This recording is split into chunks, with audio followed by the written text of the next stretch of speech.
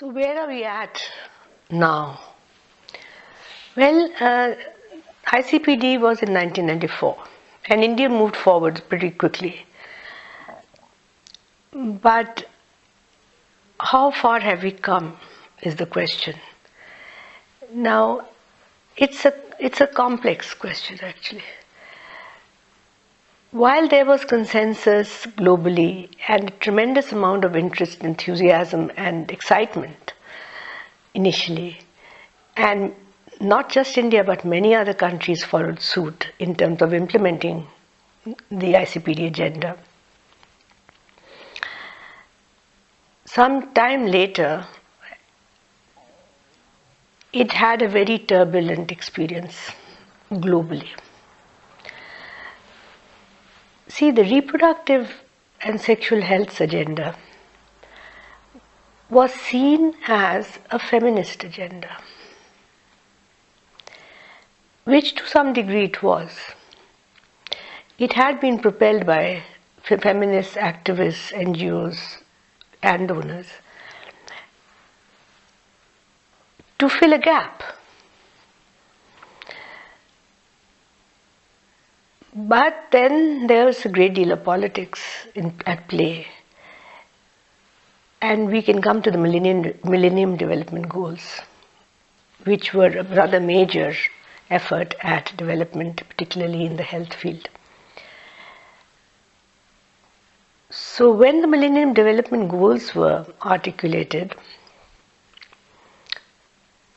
the reproductive health program was not anywhere in that. Strangely. So we had goals for family planning, for maternal health, for child survival, for poverty, etc.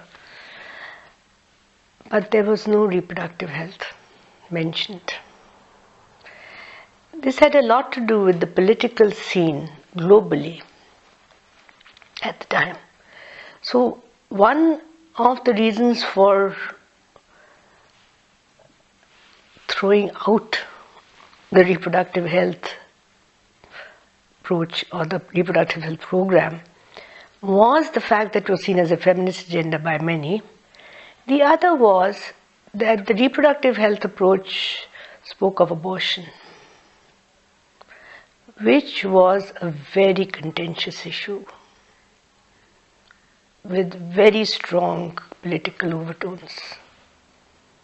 So for these and many other reasons that I cannot possibly describe in a minute, there was no reproductive health.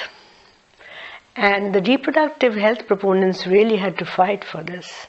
And ultimately it was included as 5B in the Millennium Development Goals. So it's interesting. That's one major shift and change that has affected the reproductive health field. The other thing was that there were many who saw reproductive health, because it was comprehensive, because there were multiple services to address multiple needs, to be diluting the family planning program, which had been the sole program. So there were many who said family planning is being diluted. And the reality was that it was not so, not in the conceptualization or the implementation. In fact, family planning was at the heart of the reproductive health services package. But over time, there was less and less money for population.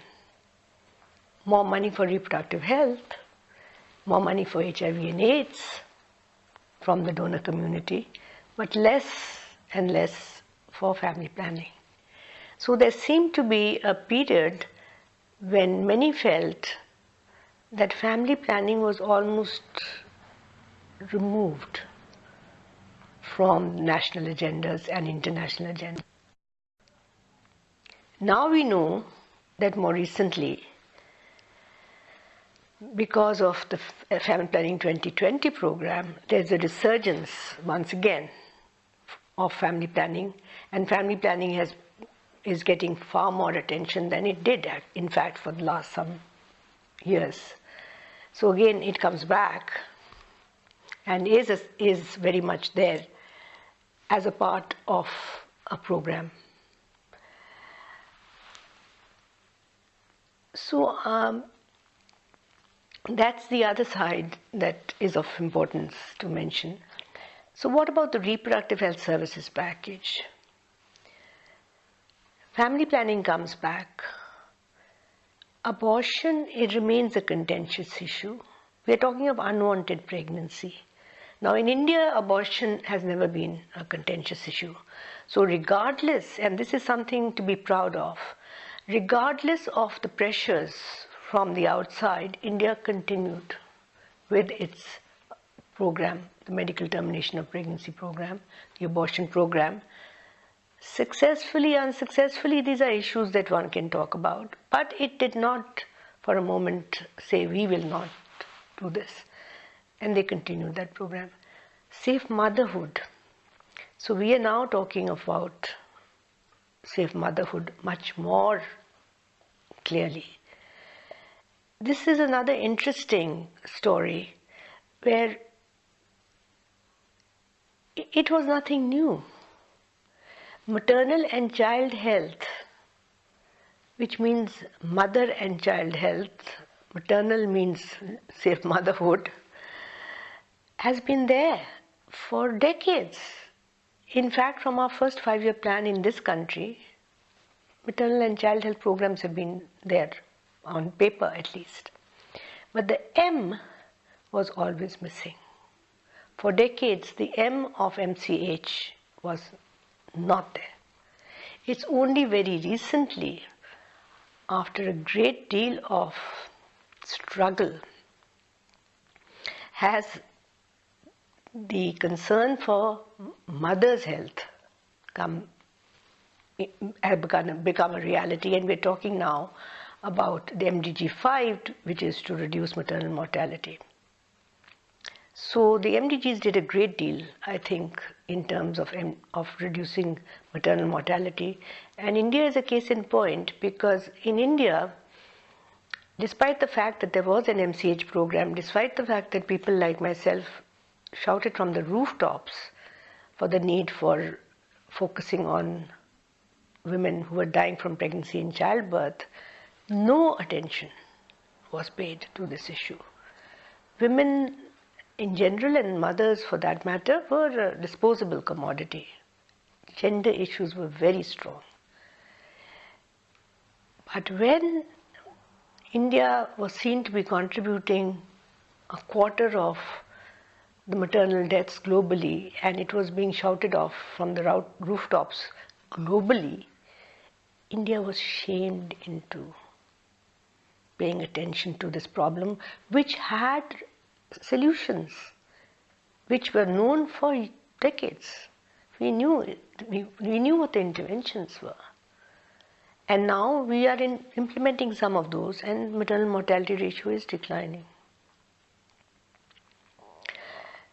Coming to infant health, child health, again, child survival has always been a program that has been universally accepted and was started in India in the 1980s, actually.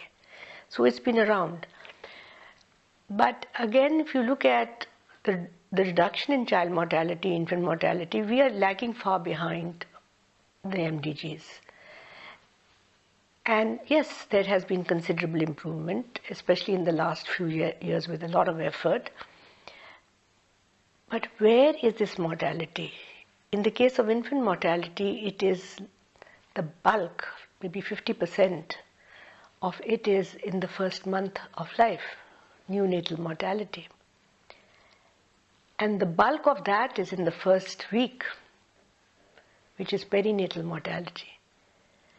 And we have not been able to touch that. And the reason for that, again, has been that unless we address the needs of the mother, because that is linked to the mother, clearly, to her nutrition and other factors, we will not be able to bring down perinatal mortality. A major cause of perinatal mortality is low birth weight. And low birth weight is related to maternal nutrition and many other factors.